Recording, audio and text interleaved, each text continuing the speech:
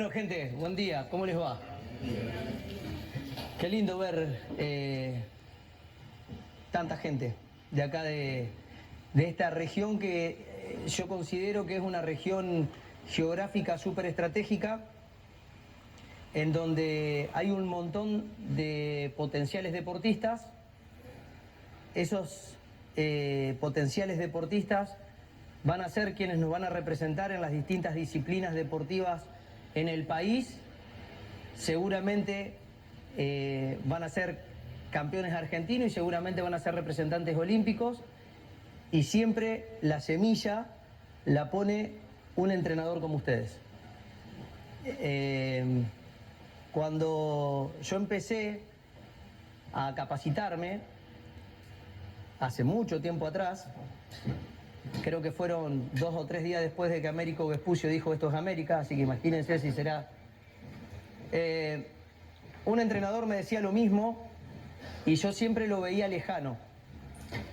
No me imaginaba que yo pudiese ser el entrenador de un deportista de nivel selección.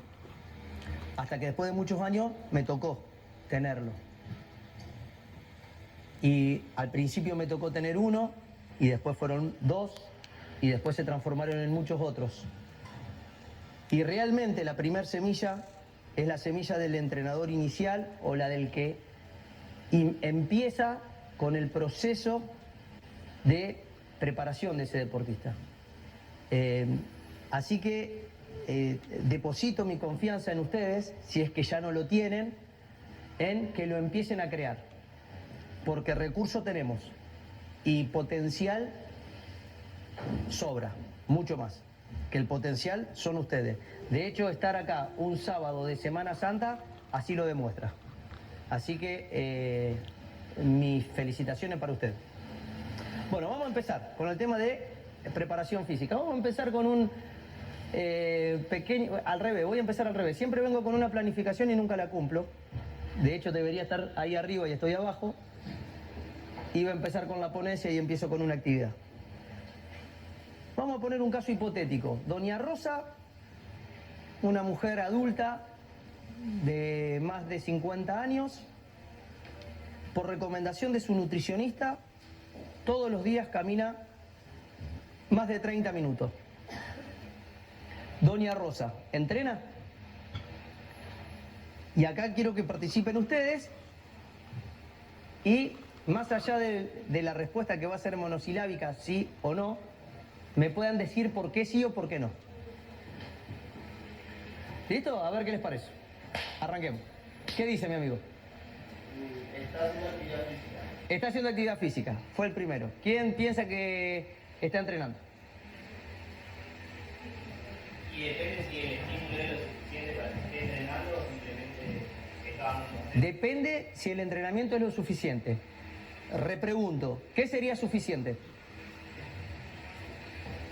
Depende de cómo estaba ella antes. ¿Cómo estaba ella antes? Sedentaria. Entonces sí está entrenando. Para mí está comenzando a entrenar. Está comenzando a entrenar. ¿Alguien más? Vamos, anímense. Total, todas las respuestas equivocadas se les anexa un 25% a la cuota del segundo módulo. ¿Qué les parece?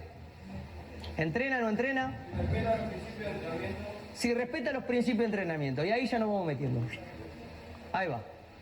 Si respeta los principios de entrenamiento. Entonces, muchas veces cuando nosotros empezamos a entrenar gente, o pensamos que empezamos a entrenar gente, hay una confusión muy delgada entre que nuestra entrenada esté haciendo solo actividad física o esté realmente entrenando.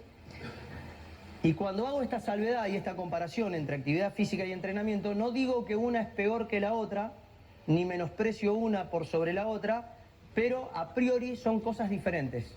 Entonces, lo más importante es, nosotros tenemos que tener en claro qué es lo que estamos haciendo para que ese camino que empezamos a deambular juntos con nuestro entrenado, en este caso con Doña Rosa, vaya por buen puerto. Entonces, a ver si esto funciona. estos señores, Matveyev, el primero, el padre del entrenamiento moderno, Verkhoyansky, el segundo,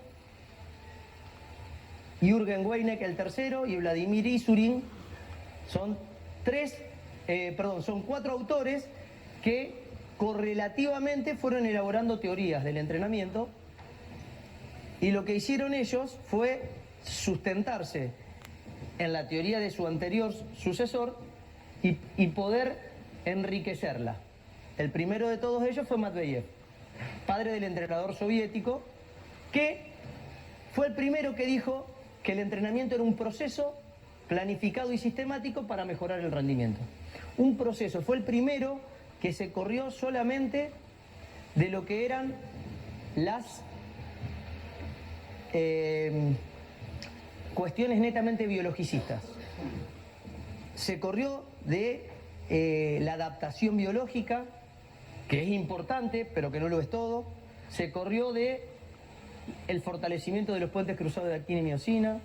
Se corrió de elevar los niveles cognitivos. Se corrió de todo eso. Y habló, sobre todas las cosas, de el nivel empático que tiene que haber entre un entrenador que dosifica, que piensa, que planifica, y un entrenado que es el que lo tiene que llevar a cabo.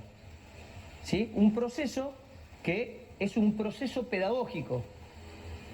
Por eso es lo importante de poder incorporar al bagaje de conocimientos del entrenador todas las ciencias que enriquecen al entrenamiento, y entre ellas, por ejemplo, está la psicología, la didáctica, y desde ya la biología. Y tiene que estar planificado y tiene que tener sistematización, tiene que ser sistemático. Entonces, si yo llego a la sesión de entrenamiento y hoy hacemos lo que se me ocurre, la planificación es escasa. La planificación tiene que ver con posicionarme en el punto de llegada, a donde quiero hacer llegar a mi atleta, y desde ese punto de llegada, retroactivamente, disolver o diluir ese objetivo en todos los pasos que tengo para llegar a él. Y de esa manera me voy retroalimentando de los avances y reajustando los yerros que he tenido. Bien, y sistemático porque va a depender de un montón de variables, entre ellas la frecuencia. Si yo entreno solamente los lunes, el proceso no tiene sistematización. Si yo entreno todos los días, pero todos los días hago lo mismo, no tiene ni sistematización ni planificación. Bien, y el objetivo final del entrenamiento es mejorar el rendimiento. Y eso es importante tenerlo en cuenta porque habitualmente se pierde de vista que una persona empiece a entrenar para mejorar el rendimiento.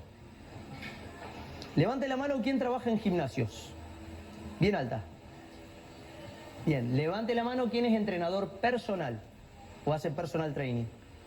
Bien, levante la mano quien entrena deportes por amateur, siendo que el deportista no cobra para llevarlo a cabo. Bien, ¿no le ha pasado muchas veces que el atleta se acerca al entrenamiento y te dice, no, vengo hoy porque estoy aburrido? Entonces, o quiero hacer algo para divertirme. O sea, esta confusión de entreno para divertirme, en realidad si se quisiera divertir tendría que ir al cine o tendría que encontrar alguna estrategia de recreación. Pero si está entrenando, el objetivo final es mejorar el rendimiento para quien sea, no solamente deportista. Si es doña Rosa, que viene por una prescripción médica y tiene que bajar de peso, el objetivo, mejorar el rendimiento, es bajar su nivel de adiposidad. Y pensando en la mejora del rendimiento, es como se consolida todo el proceso. Después tendremos que tener estrategias para ver cómo la abordamos a doña Rosa, pero no podemos perder de vista nosotros, como los especialistas en esto, que todo el proceso va a ir camino a que ella mejore. Y en este caso, producir más cantidad de lipólisis para que pueda bajar de peso. Bien, y cuando nosotros hablamos de sistemático, que es la palabrita que va ahí, es cuando el objetivo, el contenido, la organización se sustentan en postulados científicos, o sea, no hago lo que se me ocurre, sino hago cosas que estudié que funcionan y que pueda adecuarla a mi realidad, lo que hablábamos temprano, y que pueda adecuarla a mi realidad. Porque hay un montón, o sea, ustedes hoy por hoy están transitando por una era en donde la información abunda. Estamos desbordados de información, por lo tanto, hoy por hoy la tarea del entrenador es poder seleccionar de toda la información que hay, cuál es la que me sirve para mi realidad. Lo que no implica que la que descarté no sirva, sino que la que descarto hoy no es adecuada en este momento para mi entrenado. Bien, entonces cuando hablamos de sistematización, hablamos de orden, tiene que haber una organización.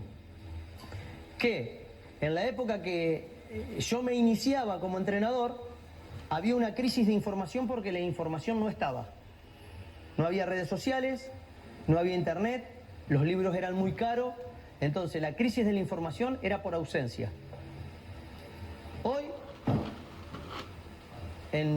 transitando el 2019, también estamos en otra crisis de información, pero no es la falta, sino es la sobreinformación.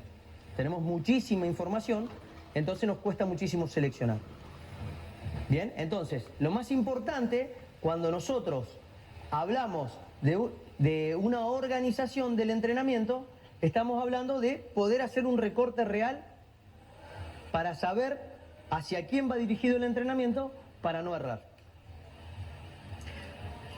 Hay dos maneras de errarle, feo. La primera es subvalorar al atleta que tengo.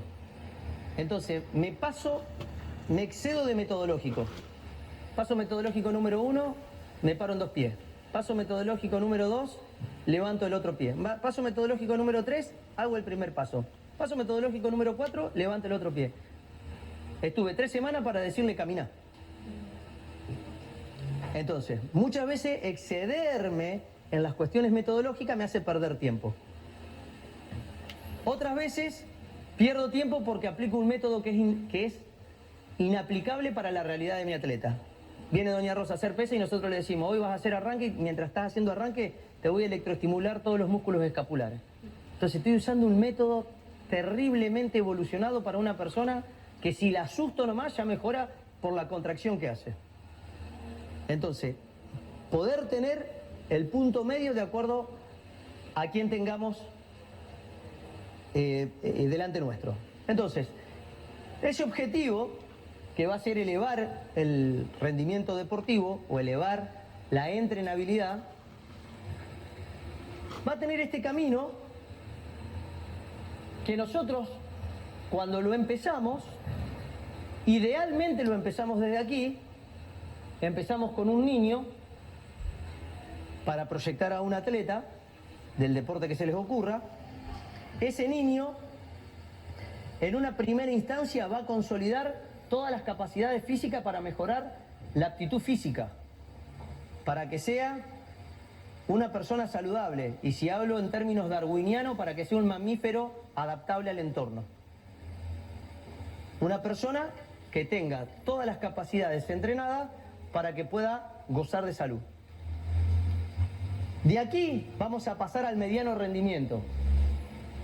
¿Sí? Una vez que tiene estimulado todo esto, ¿sí? Para que pueda mejorar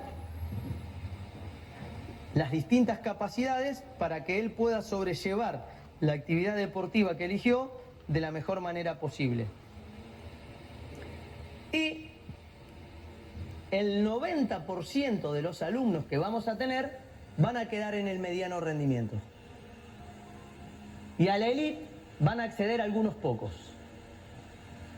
Y acá podemos definir qué es élite. Yo cuando empecé pensaba que élite era ser campeón argentino. Entonces yo decía, bueno, un campeón argentino debe ser un élite. Bueno, después me di cuenta que no, que cualquiera puede ser campeón argentino. O sea, es bastante fácil, se necesita orden nomás. Campeón argentino quiere decir campeón nacional. En Uruguay sería campeón uruguayo. ¿Sí? Con un poquito de orden cualquiera puede ser campeón nacional.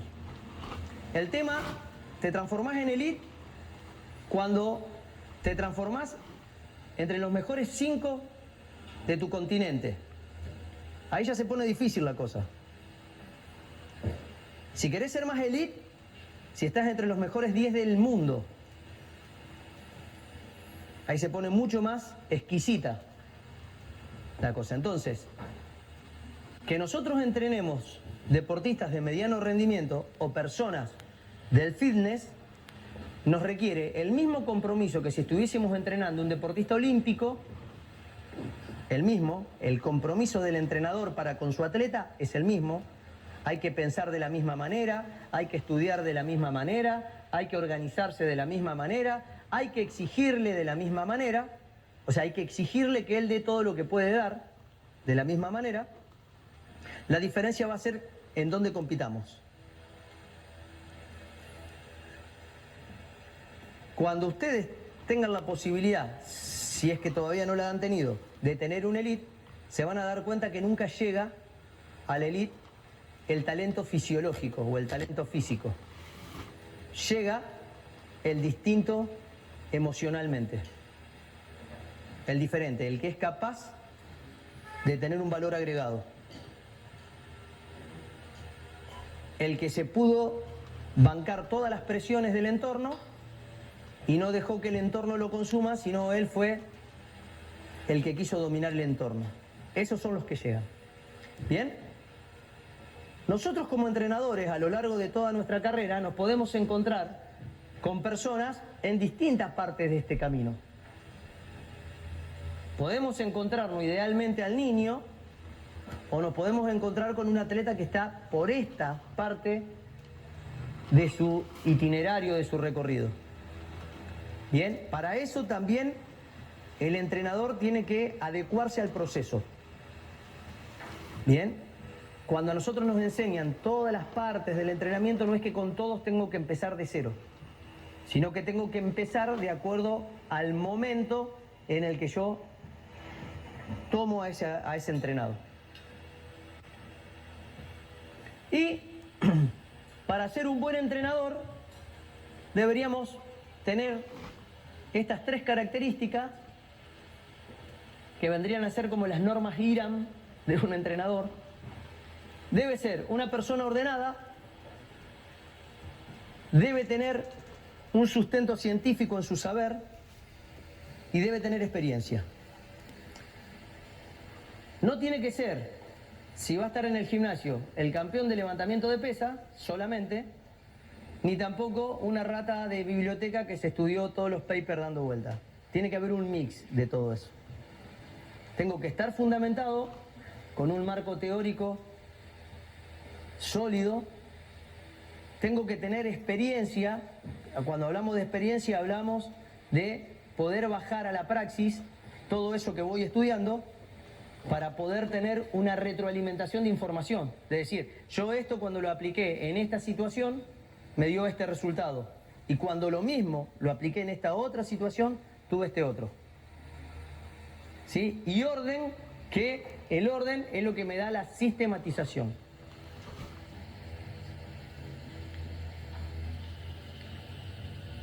Bien, y el objetivo es mejorar la entrenabilidad. Ese es el objetivo que persigue todo entrenador.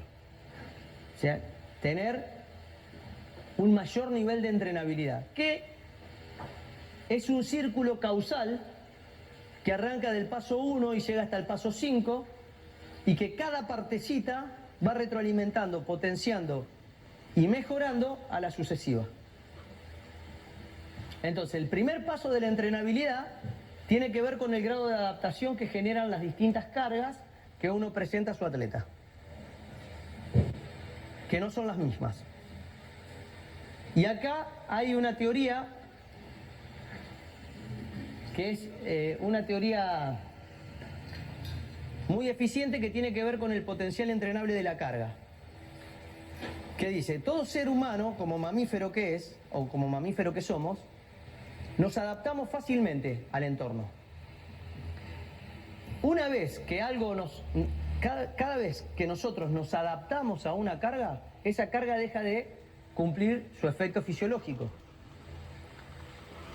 Por lo tanto, cuando hablamos de orden y de organización, estamos hablando de poder elegir siempre la carga de menor calidad que a mi atleta lo esté mejorando.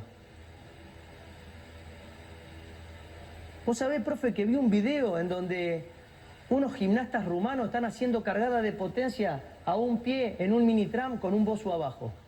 Y se lo quiero hacer a mi alumno que llegó ayer al gimnasio. Y mirá, a lo mejor mejore haciendo todo eso.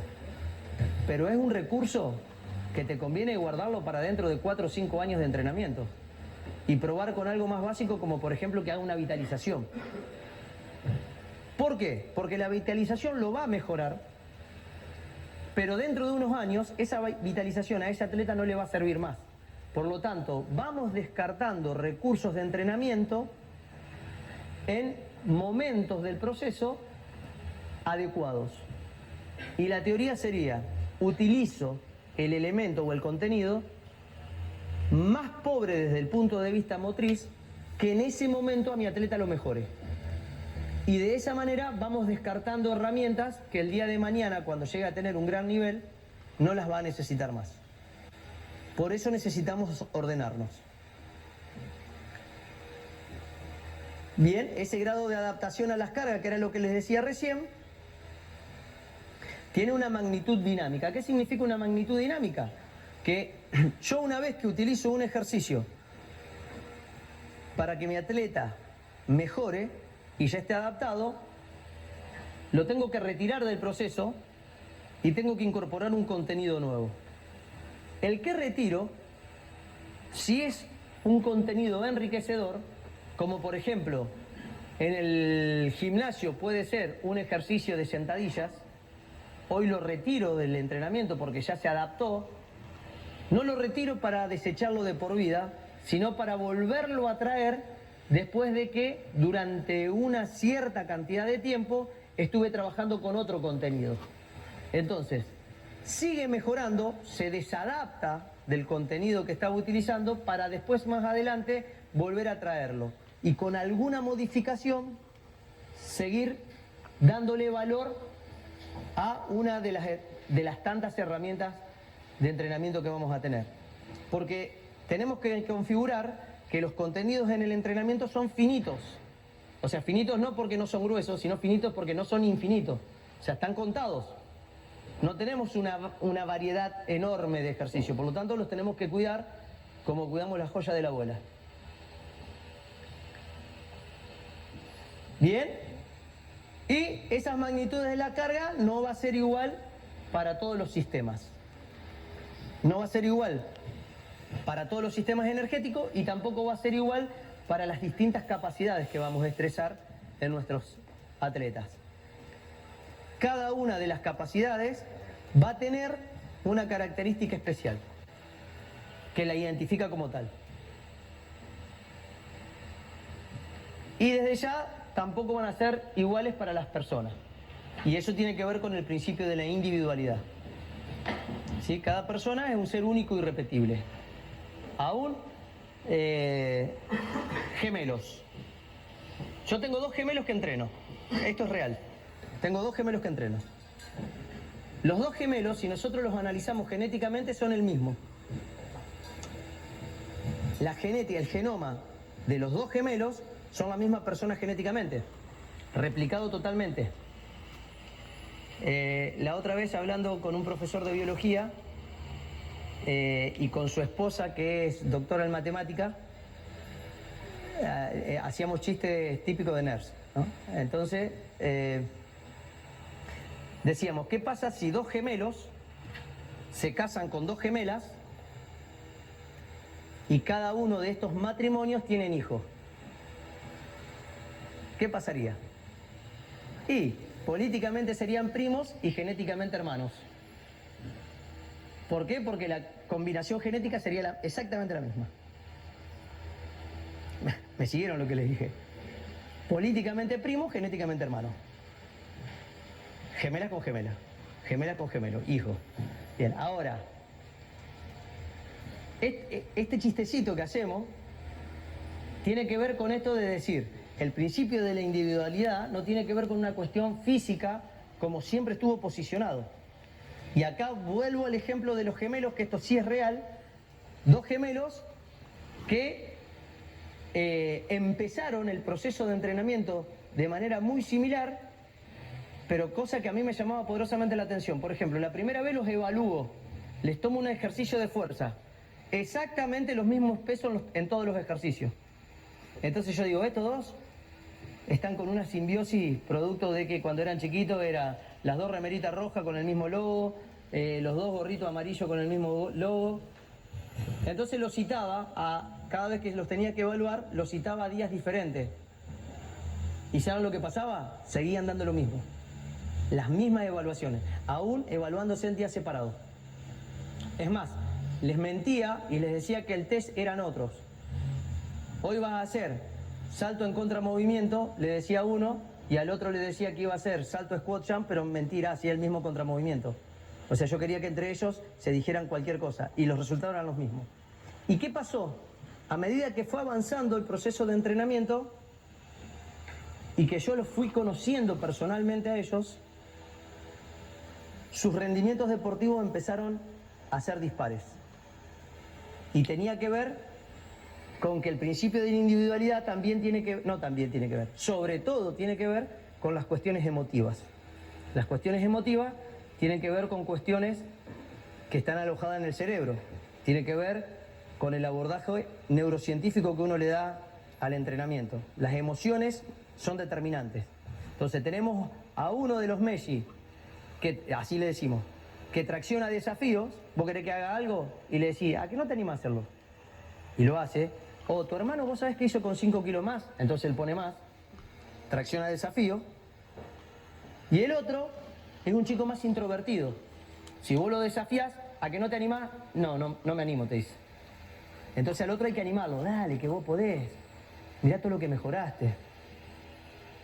Entonces el principio de la individualidad hace que el abordaje, la carga, la relación interpersonal, no deja de ser también un elemento de carga dentro del entrenamiento, es totalmente diferente.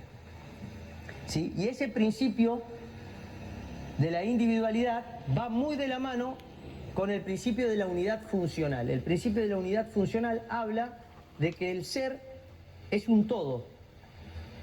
No es solamente un conjunto de células reaccionando ante un estímulo, sino que todo lo que haga en mi vida afecta directamente al rendimiento deportivo.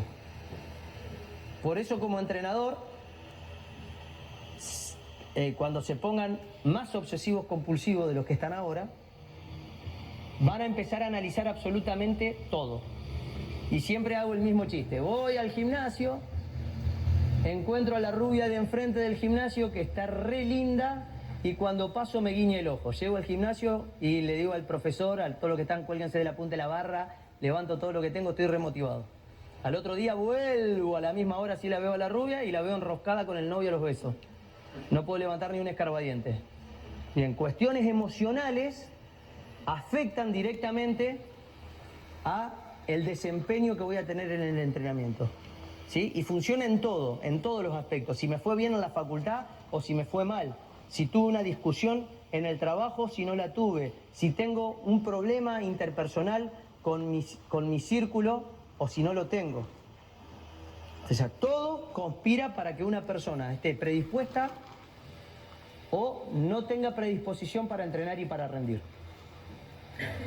Y de esta manera vuelve a haber un grado de adaptación a las cargas y esto sigue siendo un círculo causal que cada una de las cosas afecta a la siguiente, las modifica y sube el nivel de entrenabilidad, y al subir el nivel de entrenabilidad me acerco cada vez más al objetivo de la mejora del rendimiento deportivo. ¿Sí? Cuando digo rendimiento deportivo, si me estaría refiriendo a Doña Rosa o a la persona que va al gimnasio por una cuestión estética, el rendimiento deportivo es el cumplimiento de su objetivo. ¿Sí? El que viene y quiere estar más musculoso, Doña Rosa que quiere bajar de peso, o el club de corredores que quiere correr su primer maratón de 5 kilómetros, sea el objetivo que sea, es hacia donde tenemos que ir. Y a medida que la entrenabilidad vaya subiendo, más me acerco a ese objetivo, que con cada alumno va a ser individual. Bien, esa entrenabilidad va a depender de dos grandes factores. Uno de ellos es el factor endógeno, que tiene que ver con la edad, el sexo y la composición corporal.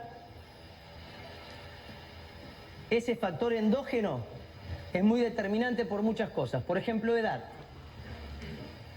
Cuando... ¿Se acuerdan que hablábamos del camino que sigue el deportista y allá estaba el objetivo? Y hablábamos de niños, fitness, mediano rendimiento y elite. Bien, cuando nosotros empezamos con niños y empezamos a entrenar, tenemos que saber que las etapas sensibles o las fases sensibles son las que a las que le tengo que prestar mayoritariamente atención. Es decir, de acuerdo a la edad que está transitando mi atleta, va a tener una mayor predisposición para optimizar algunas capacidades físicas por sobre otras. Bien, mayoritariamente el sistema nervioso que más vamos a echar, el sistema fisiológico que más mano vamos a echar en esta edad es el sistema nervioso, porque tiene que ver con todas las cuestiones coordinativas y cognitivas. O sea, es en donde el niño aprende y en donde empiezo a mecanizar patrones coordinativos que me van a servir para toda la vida. Salvo que tenga, en el caso de la niña, su menarca y en el caso del niño su primera eyaculación, los factores hormonales en la edad infantil están apagados hasta que llegan a la pubertad y se transforman en adolescentes. ¿Sí? Por lo tanto, la metodología de acción en ese factor endógeno es otro.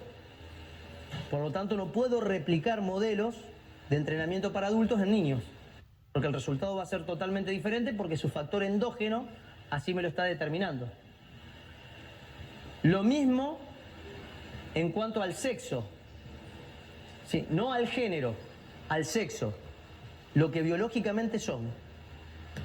¿Por qué digo esto? Porque ustedes se van a encontrar a lo mejor con atletas transgénero y ahí van a tener una dualidad. Biológicamente va a haber que tratarlo como macho y hembra, biológicamente, pero pedagógicamente como lo que eligieron. Pero no olvidarse que el proceso de entrenamiento va en pos de la mejora del rendimiento deportivo. Entonces, volvemos a poner de manifiesto la importancia del postulado de Matveyev, un proceso organizado pedagógicamente. O sea, tengo que abordar a alguien como lo que eligió ser, pero sabiendo que biológicamente es lo que es y no hay vuelta de hoja.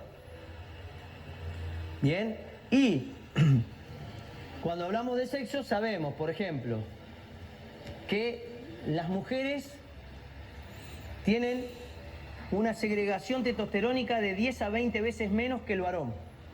Por lo tanto, todo lo que tiene que ver con gestos explosivos de velocidad están en inferioridad de condiciones con respecto al varón.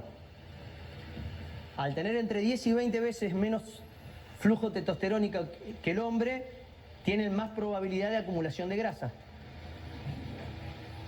Por eso las chicas tienden a tener menos masa corporal activa. Por eso son menos gastadoras desde el punto de vista calórico. Desde el punto de vista presupuestario son más gastadoras. Bien. Yo para que no se me duerma, de vez en cuando tiro un chistecito. Pero por ejemplo, tienen algo que es magnífico, tienen muchas cosas que son magníficas. Tener 10, 20 veces menos de testosterona que nosotros las hace así de linda. Si no tendrían barba y serían peladas y así no nos gustan. Pero también tienen una característica que es, por ejemplo, su cerebro tiene un cuerpo calloso más ancho que el del varón.